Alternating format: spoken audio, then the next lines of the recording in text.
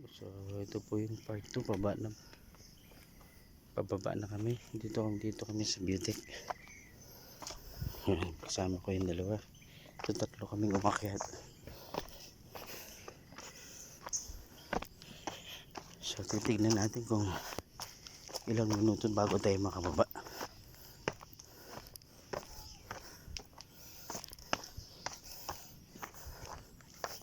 Yung iba kasi pupunta pa ron. Doon kasi yung cave talaga ng Santo Niño. So hindi na kami pupunta ron. So hanggang Beautech lang kami.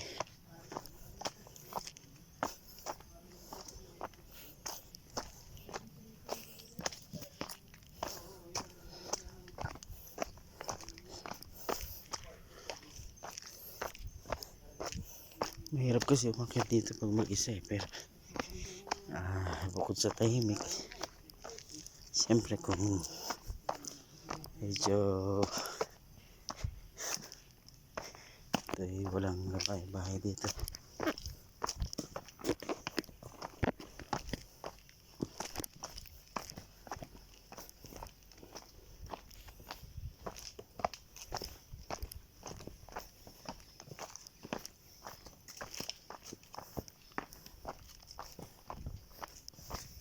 Yung sa TikTok, na-monetize na rin ako doon. Ang pinakamarami kong viewers, yung nag-post ako doon sa Meiko, yun pangalan nun. Yung tower. Umabot ka mo ako ng 10K. Kaya nila siguro kakaling ka. 10K sa TikTok, oh. Mas dadagdag yun pag natusta ka doon. Mas marami ka naging view.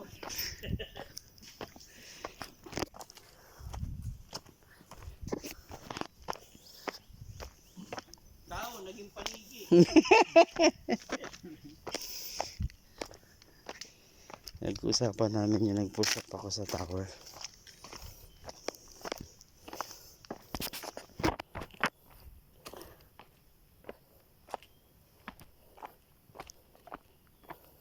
Nung sa TikTok kasi meron akong 30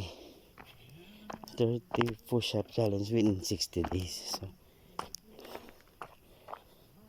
sa TikTok po yun. So papalo nyo ako sa TikTok, makikita nyo lahat ng push up ko.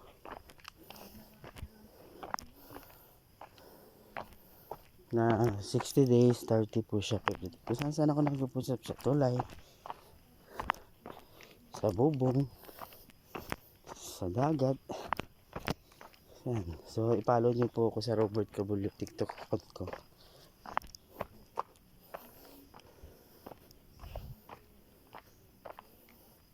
So meron tayong 3 minutes. Pababa na po tayo. Tingnan natin kung ilang minuto. Kasi kanina umabot tayo ng 20 minutes. Paakyat. So delikado rito pag ikaw nagtapa. Talaga ang tatanim ng bato. Sigurado mabibiyak ang tuhod mo rito.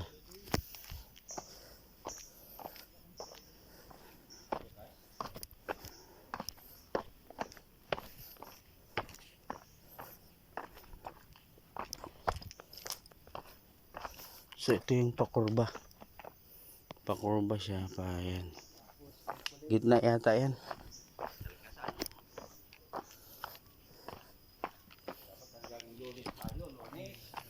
Tapos Martes. Live na lang, Martes. Miyerkules. Live din. Kanya-kanya live. Tapos Webes, take off, diba?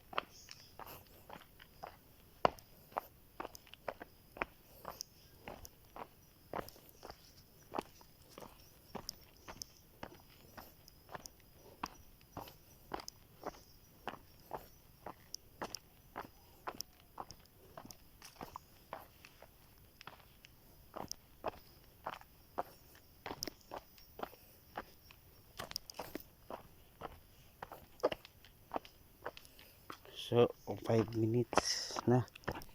Ito yung pababa ah. Inurasan natin kung ilang minutes tayo makakaba sa normal na lakad. Dati kasi ito medyo may buhangin-buhangin pa ito pagkakatanda ko. Hindi gaanong usli ang mga yan, yung mga bato-bato na yan. Ngayon, halos parang naubos na yata yung konting lupa na nakatabon dito. Umangat na yung mga bato. Puro lumot na rin. Pero pagdating nung yung mahal na araw, ay ang daming pumupunta rito. Yun din makikita, medyo malinis. Medyo malinis eh. Pero sabi ko nga mas maganda kung ito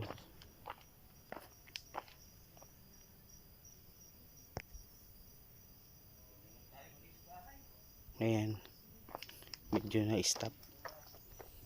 Biglang huminto yung ano ko. Tabi-tabi po. Tabi-tabi po. Dadaan po kami. Biglang huminto yung video. Baka kantuan tayo.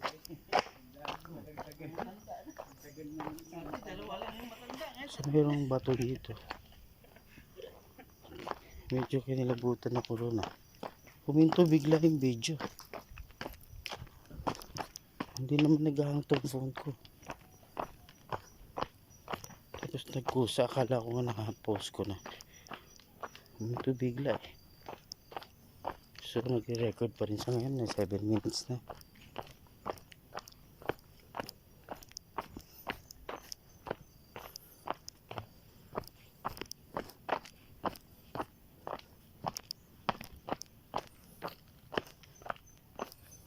So ito yung pababaan na pagpunta rin sa information center.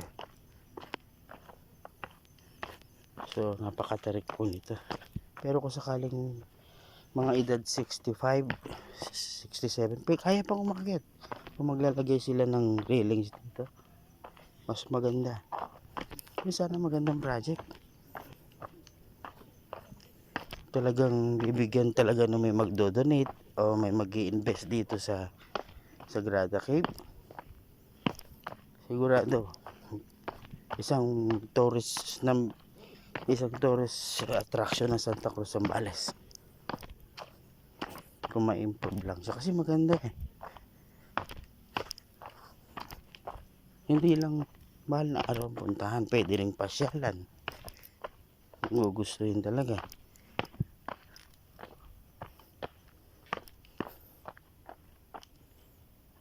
So yung dalawa medyo huminto na, napagod na yata.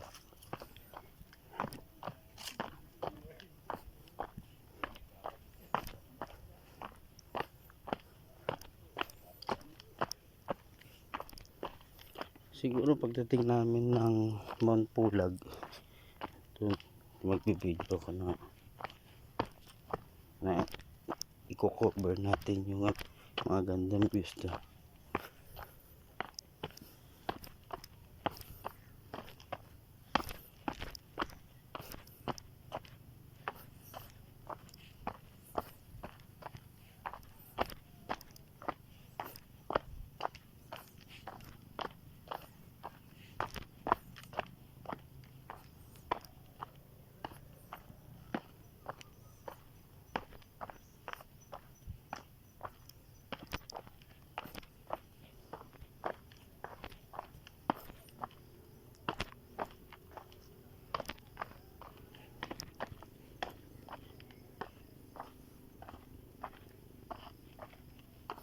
So dito na tayo. Dito na tayo sa information center. Tama. Ayan.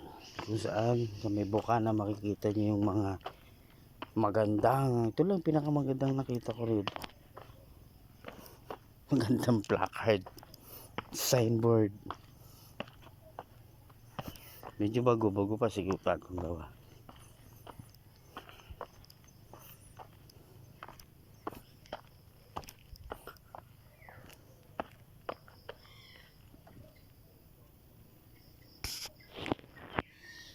nakalagay nga rito, reminder, take nothing but pictures, leave nothing but footprints, bring nothing but memories, a project of Mona Lisa Mayor Mati. Ayan. So meron ding mga 12 minutes bago natin mababa information center. So, ayan. So ito yung information center. So dito rin lang, dito ang ganda na lang kung talagang made-develop to. Tagal na to eh. Ito talagang bibigyan pansin. Medyo talagang magiging to. Ito lang ang maganda rito eh, kaso natakpan na. Ayan. DPWS. Ayan. Tingog. Martin Romualdez. Kaya pala natakpan eh. Parang tingog, parang nati. Tigok. Tingog. Parang mas matibay pa itong ginawa nila. Talaga siguro itong pinundahan. Tinggo. Sa billboard or signboard. Ngayon yung tingog na yan, tigok na. Tigok na yung...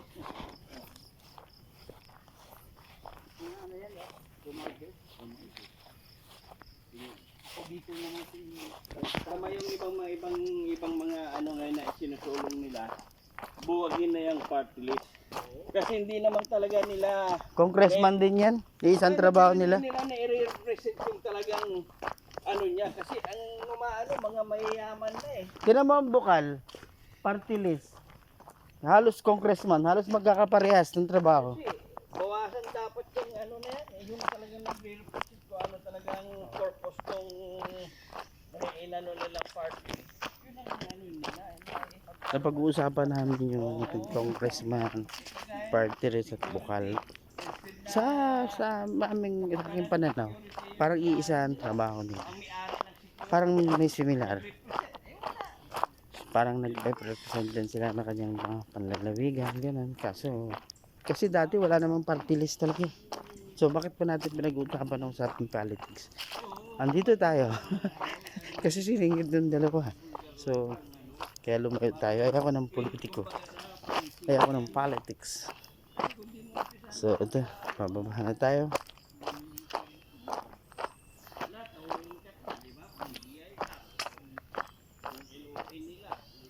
Andito na po tayo.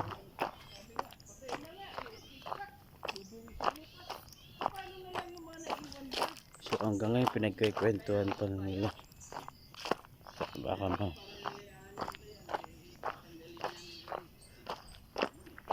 So mula doon sa baba, i-post natin. Hindi na tayo nag-picture dun sa atas. Nakalimutan natin. So video lang.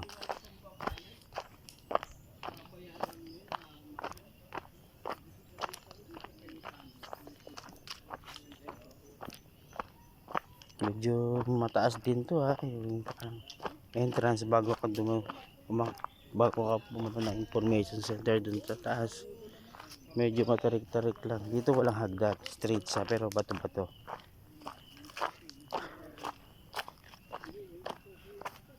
Yan, nilakad lang namin to mula doon sa may barangay.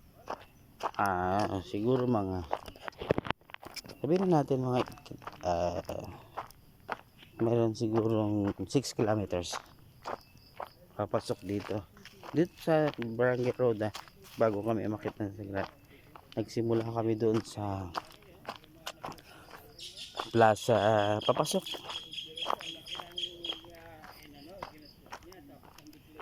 ng doon sa may gasolinahan. Doon kami nag-start kasi doon kami nagkita ng tatlo bago nilakad na namin hanggang dito.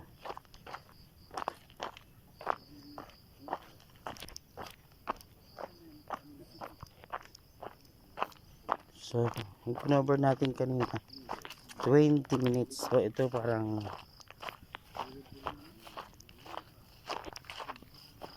nasa ano lang natin ito. So guys, isang mapagpalang araw ng Lunes sa inyong lahat. So nakababa na po tayo ng Sagrada. Araw po ng Lunes, ang oras po ay 7 AM in the morning.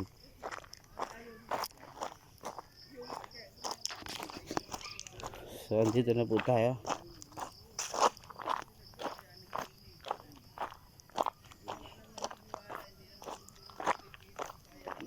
Ayan.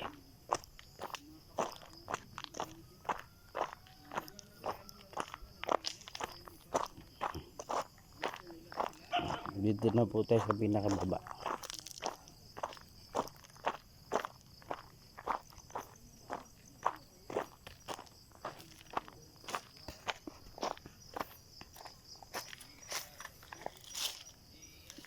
So guys, hanggang dito na lamang. God bless us all. Isang magandang pagpalang araw ng Lunes sa inyo lahat. Si Robert Chibor, Santa Cruz, Zambales. God bless you all. Ingat po tayo lahat palagi.